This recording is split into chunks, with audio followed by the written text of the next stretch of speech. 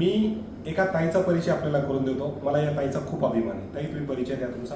नमस्कार, मी ॲडव्होकेट पूजा संभाजी झोळे। गेल्या काही वर्षांमध्ये रायगडावरती जे अस्थि विसर्जनाचं प्रकरण झालं, काही लोकांनी, समाजकंटकांनी महाराजांच्या समाधीला लावण्याचा, त्याचा लेप लावण्याचा प्रयत्न केला।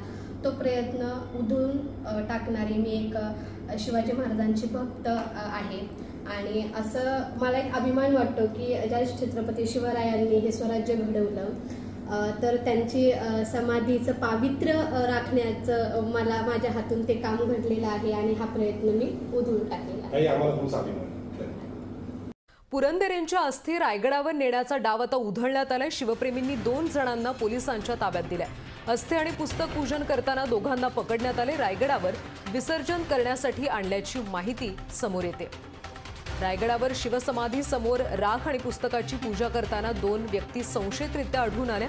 त्यांना शिवप्रेमींनी पकडून पोलिसांच्या ताब्यात दिले। दरम्यान ही राख आणि अस्थी शिवशाहीर बाबासाहेब पुरंदरे यांची होती आणि ती रायगडावर विसर्जनासाठी आणण्यात आली होती असा आरोप शिवप्रेमींनी केला।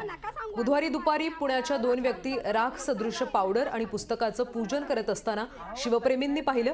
त्यावर आक्षेप घेत शिवप्रेमींनी महाड तालुका पोलिसांना याबद्दलची माहिती दिली। या प्रकरणी